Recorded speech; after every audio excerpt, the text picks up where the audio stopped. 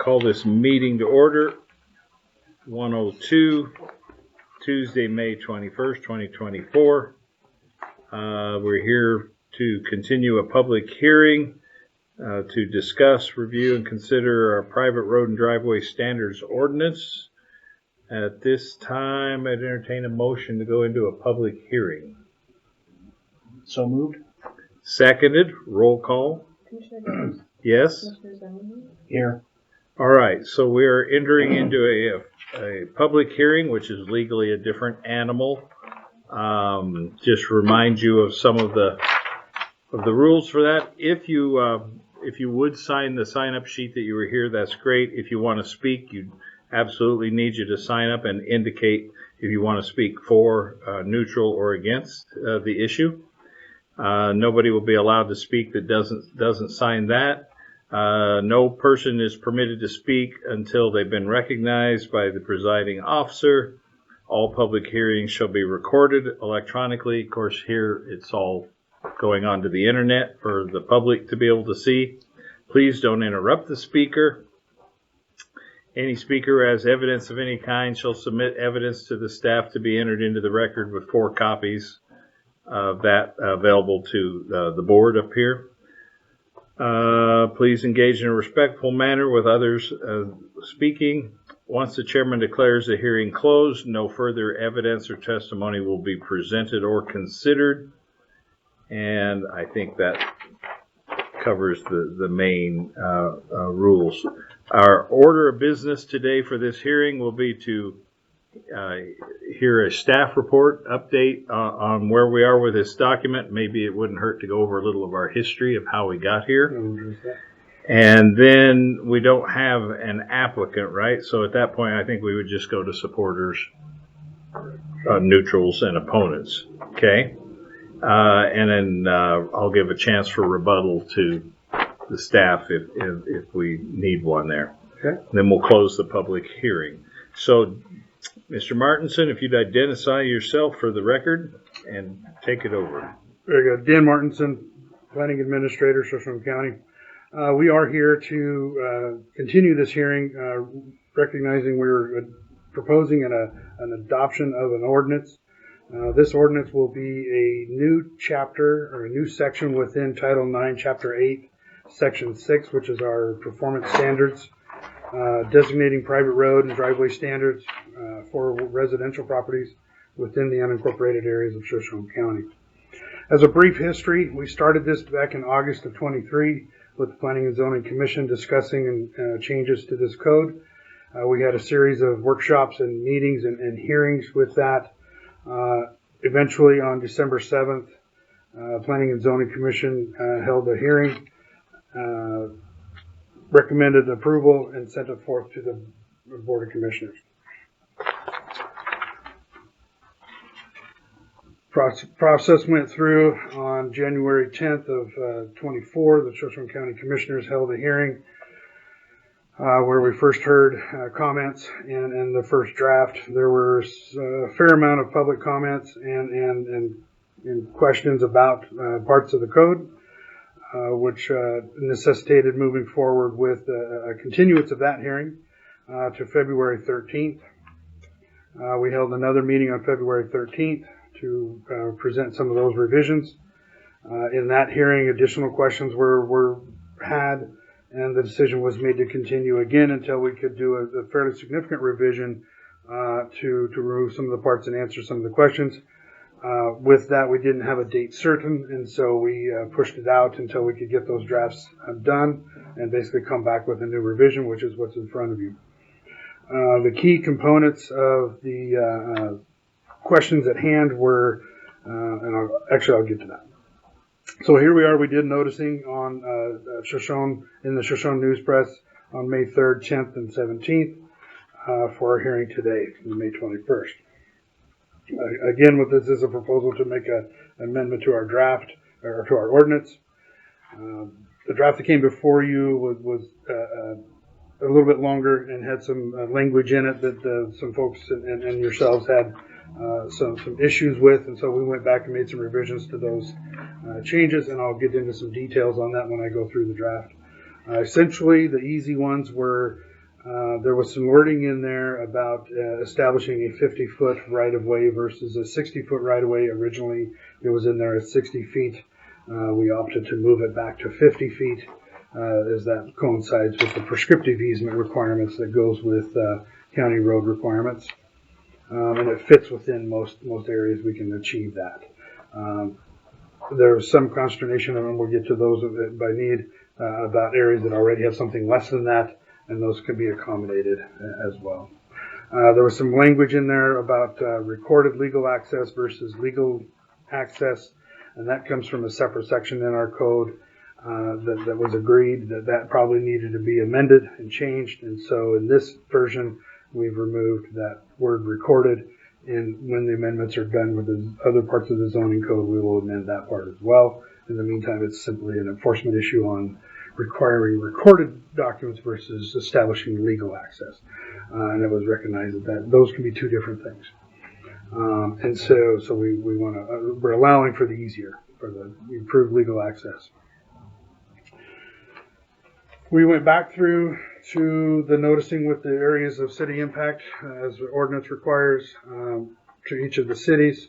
The original ordinance went through. Wardner, Wallace, and Kellogg responded, and that was in the previous hearing. None of them had any significant changes or significant concerns with what was being proposed. Institutional Controls Program responded in favor of it and spoke to the need for safer roads. Pritchard Murray Fire District responded back then and responded with concerns about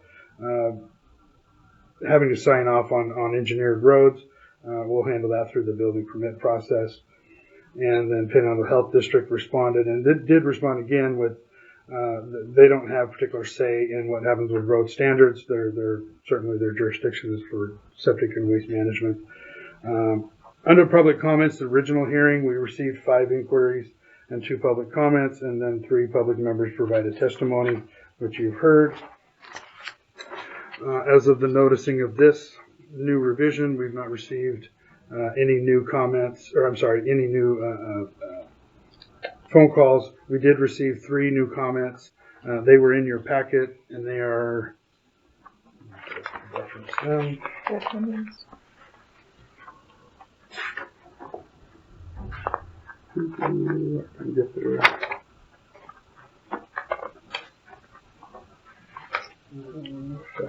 okay.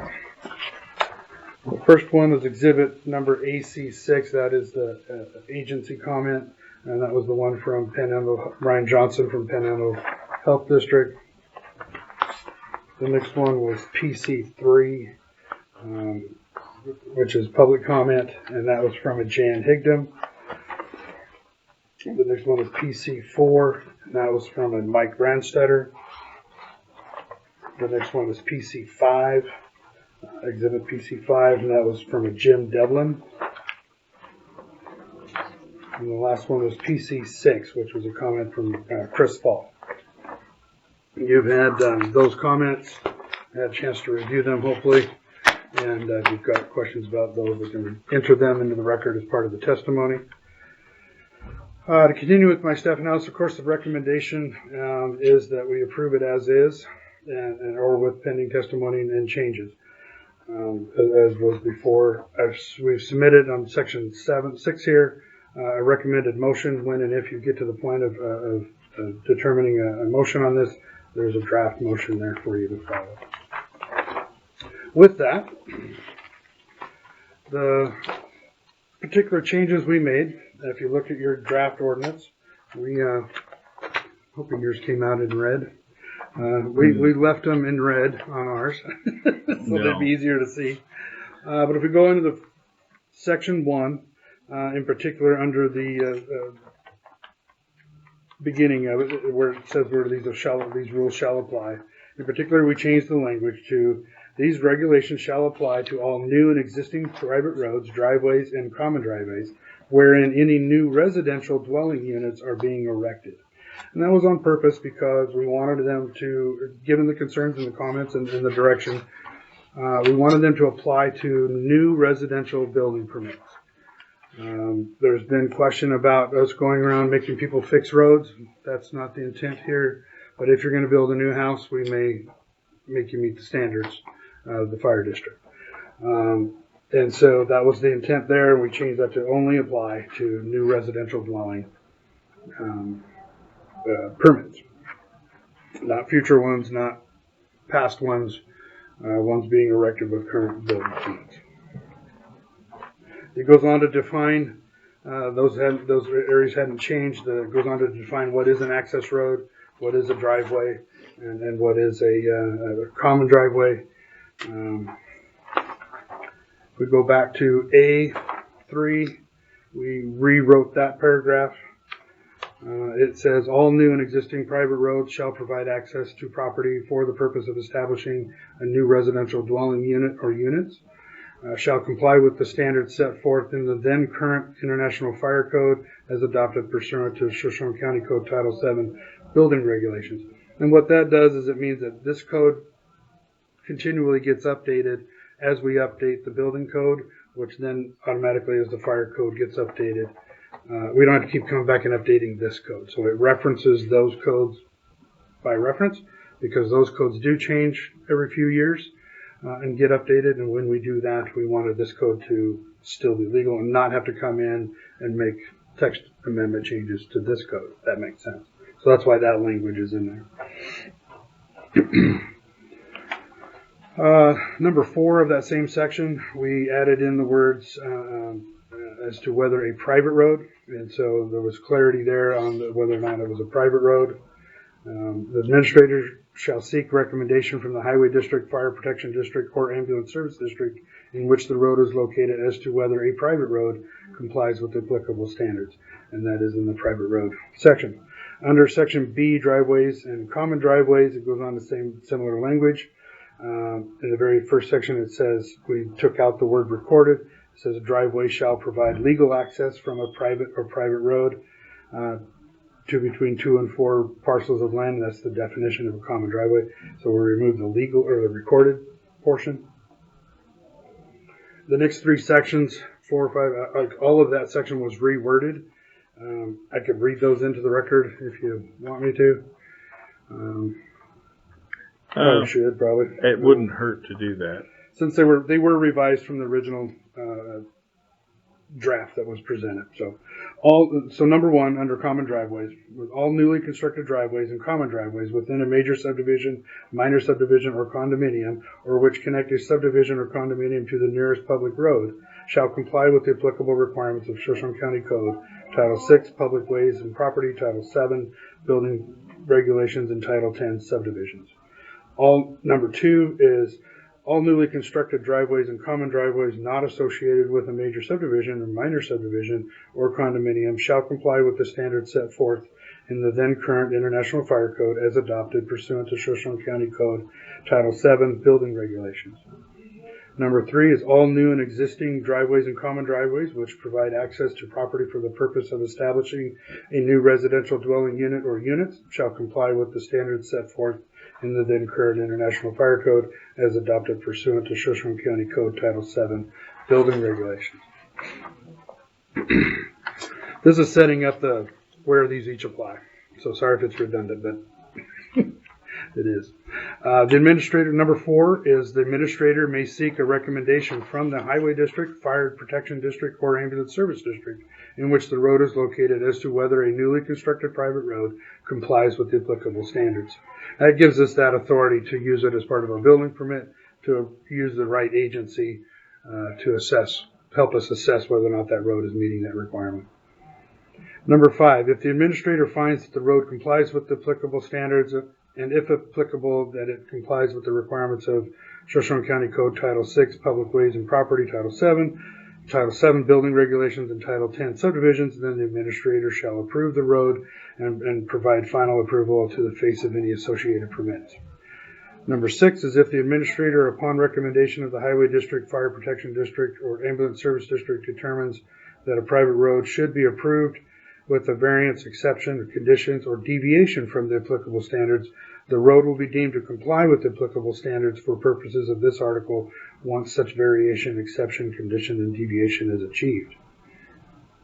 That goes to answer a few of the questions that were brought up, as well as people, when would this apply? We had from the outset purposely identified the fire code as one, we already had it, we already used it. Two, it is a code that is that establishes width, grade, height, turnout, all those different particular requirements. But almost each one of those grants the fire chief or that particular administrator of that code the discretion on whether or not how to meet that, and that gives us a lot of freeway and latitude to make a road compliant.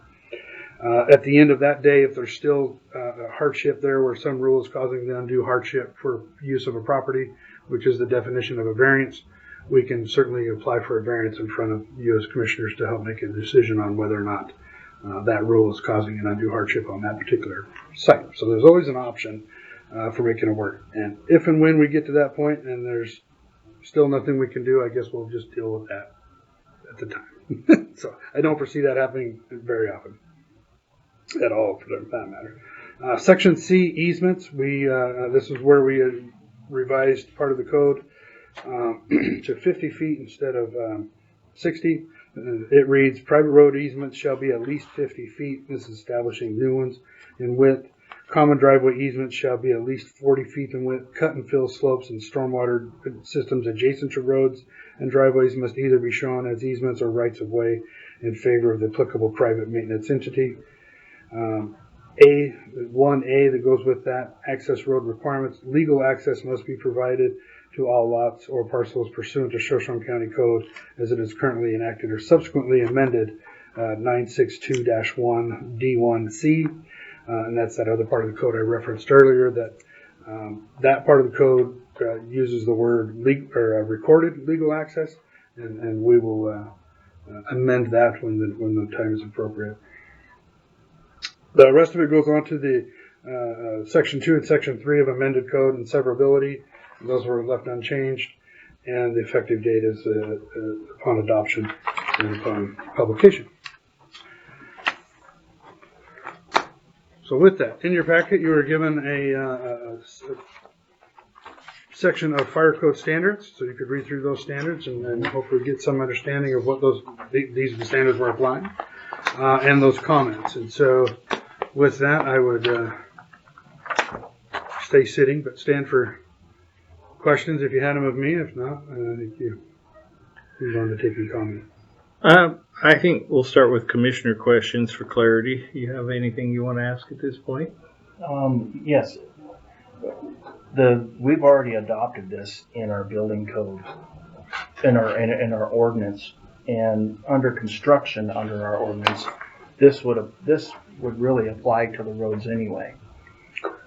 So it's been adopted already in a previous ordinance. So really, what they're trying to do is make it more clear by doing this road ordinance, so that we can, get past that, because really it's already been adopted. So really, we're just kind of doing it twice. Is that true? And I can extend upon that, because the other part of that is that because we had adopted a new ambulance service district that now applies EMS services and taxation for those throughout the whole county.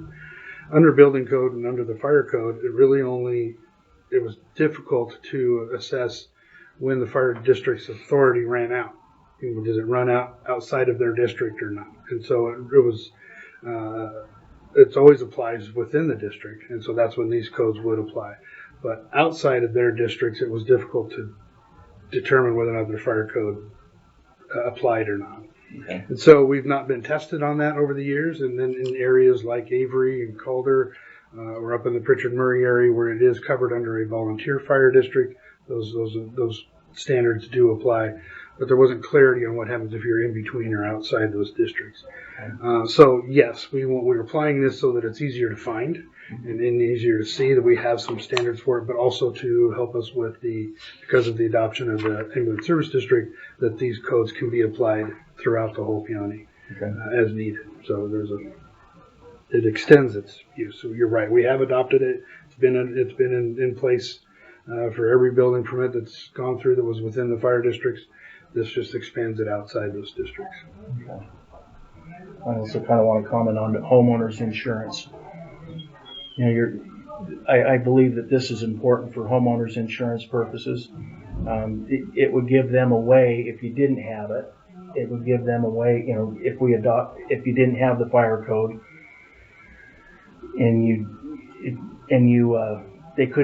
the fire truck couldn't come around and turn around in your property and do what they said do and does what this road ordinance does, you know, they may not want to insure the properties. I mean, or they can pull back and say, well, we didn't have proper access to your property. So I think it's pretty important that we follow through with this. I have a question on Section C, easements. In one of our issues with the last draft was that we seem to be putting demands on existing roads, and we tried to, and you've reworded it so that we're putting more of the demands on new roads unless there's a new house. But under easements, wouldn't it read better if it said new private road easements shall be and new common driveway easements shall be? Wouldn't that fit more with what we've been talking about? I can definitely see where you're right, because you'd want to use the 50-foot for any new establishment of an easement as the standard. This came up when we were working through a boundary line adjustment process, and the surveyor came to me and said, what is the standard easement width? And I was befuddled to find an answer, because we didn't have anything in code that told me that it's 10, 20, 30, 40, 50. It didn't tell us what that width should be. We originally went with LTAC standards, which was the 60-foot. During the process, we went back to the 50 feet because of the prescriptive easement. So yes, the answer should be, we could add in new private roads. And certainly any existing road will be dealing with the easement they have in place. And if they're making any improvements to the road, the hope would be they would have room to do it. Sometimes it would be restrictive. If they only have 30 feet and they need to make improvements that require 10 more feet, they may want to or need to go to the neighbor and try to get a greater easement. So certainly we could make that amendment, and that could be part of your decision or ultimate thing is we can make a text amendment to that and add in the word new in the appropriate place. But I would agree that would be a good next step to clarify that particular section. My next question is, we've read through the public comments that were received. There still seems to be some concern for these folks with mining claims that don't think they're going to have legal access. I'm trying to find the one from Mr. Brandstetter kind of spelled that out. In the second page of Mr. Brandstetter's letter, he recommended the following language: legal access shall not be required for lots or parcels with access that require use of roads across public lands. How does our ordinance, when you read through that and Chris Falls, you get the impression that they still think this ordinance restricts or prohibits them because they don't have normal access on these mining claims. What's your response to that challenge? How do you word this correctly?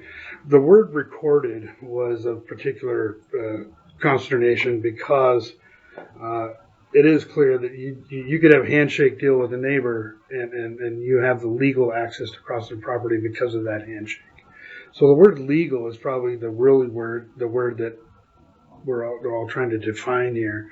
My definition of legal is that you have the right to be there and you have the right to cross that property, be that through a handshake deal, a proper easement, or you and a neighbor could have a written easement, but it doesn't have to be recorded. And it's really between you two as a civil matter on crossing somebody else's property. If and when you come to me and want a building permit, part of our code says you need to demonstrate that you have a legal right, a legal ability to get to a property. How you show me, as the county, that you have the legal right to access a property, or the rightful right is another way to use it. I think they're hung up on the word legal, whereas I know why they were hung up on the word recorded, because you're not always going to have a recorded easement. To further that with mining claims, with the original 96 Mining Claim Act, There's some vague wording in there that grants access to mining claims via any which way you can get there. So historic ways of getting there, and it's rarely been disputed. I don't intend to start disputing it, that you have access to your mining claim some way, somehow. And so if you want to build a house up on that and a residence up on that mining claim, there's going to be some issue with what road are we using to get there and what condition is that road and under what standard is that road. But to go back to the legal standard, I think the word legal is a broader term for me that just says you have some means of rightful way. And like I said, that can be a good guy deal with your neighbor, or that can be a legal piece of paper, an easement, or that can be a recorded document. It doesn't always have to be recorded, but I think legal establishes that it has to be some form of rightful way to get there. Yeah. And again, if for some reason somebody's trying to demonstrate that they have access to the property, and whether it be me or future administrators are having some consternation to that, again, those are all appealable decisions to the board to further that question, for them to have that opportunity to demonstrate that they have the right to get there, but they may not have legal or they may not have recorded easement. Are we going to issue them a building permit, and are these standards going to apply? Those are all what-if questions that are pretty far out on the end of when that's really going to be applicable here. In your mind, does this ordinance stop these people with mining claims from doing what they need to do? I do not, and I think because we have the options for ferreting through, there's more likely there's other reasons. But now, at the same time, those backcountry roads getting up to an old mining claim may be the most treacherous roads. And so the idea of building a residential house up there, something would have to give, because probably that road would not be able to be brought up to standard, would not meet the standard, and they still want a house up there. And then we get caught up in that, are we going to issue that building permit or not? Okay. Thank you for that. And that's where that variance process will come into play. Okay. Do you have further questions before I open it to the public? No, I don't. Well, actually, for first responders, this also protects the first responders as well, to be able to get to that location, be able to turn around. That's correct. Okay. That was the number one drive for this ordinance, was to provide accessible access for emergency response. Okay. That's all I have at this point. Okay. Then at this point, let's open it up to testimony. But we only have one person wanting to do testimony, and they didn't list support, neutral, or opposed. So, Lindsay, is it support, neutral, or opposed? It's support. I work for Institutional Control Program, and I really have nothing more to add. I just put that down in case, but I know our office supplied a letter of support already in favor of the safer roads. So. Okay, thank you. And we have no other speakers listed for neutral or opposing. We don't really need a rebuttal, but do we have any closing thoughts? No, then this is, we thought this was going to be a much easier process last fall. We kind of cut and pasted what Kootenai had done in their ordinance. We thought it was pretty straightforward. But certainly the people should know that their process worked. We've got through a few different hearings. We heard different opinions. We made corrections. We made changes to it to make it ours. So it's not Kootenai's anymore. So I think that's a good thing for our community. They voiced their opinion, and we heard it, and we made changes. And I think we're going to end up with a better ordinance because of it. I agree. Okay. Anything from you? I'm good. Okay. You through, and should we go ahead and close testimony? Yeah. Okay. Then at this point, I would entertain a motion to close the public hearing. So moved. Seconded. Roll call. Commissioner Dose? Yes. Commissioner Zimmerman? Yes. All right. So we've closed the public hearing and now commission deliberation. What are your thoughts, Mr. Zimmerman? Like I stated before, this is already in an ordinance. And so really it's already in force. So I believe that this, the changes and everything that we've made in it, it's going to be beneficial to our residents, our first responders, and everybody involved. Let me ask you if you would object to the introduction of the word new twice under C easements, No, I would agree to that. new private roads and new common driveways, setting that. Okay. That works for you.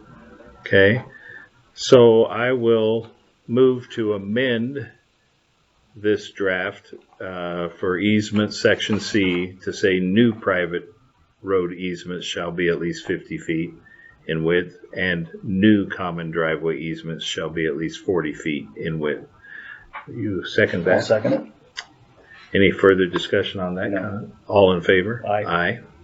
So we're now dealing with an amended document. Did you have any other amendments that you see necessary at this time? No, I don't.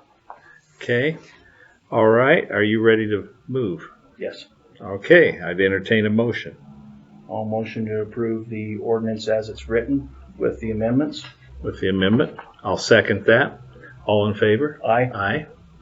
Okay, motion carries. Do you need a more formal motion than that? I mean, you've written out an elaborate. Nope, that covers it. This just goes on to make sure it's covered. We stated it numerous times on what is applicable and what title we're changing and what are we adding in. So it's clear. So It's clear? should, Okay, so you have everything be you clear. need. Yes. Okay. I think that concludes our business. Can you think of anything else? Yeah, I just like to, state that we do have a variance. If people have problems and run into problems, they can't get the road through, or, they can always apply for a variance and come to the commission. This isn't it doesn't hinder everybody's ability to put a road in. I mean, they can come to us and ask for a variance or for whatever reason. So I just want to make sure that people understand that. Okay. Thank you all for attending. Appreciate that. We like having public here on occasion. So, all right. Thank you. With that, I think we are adjourned.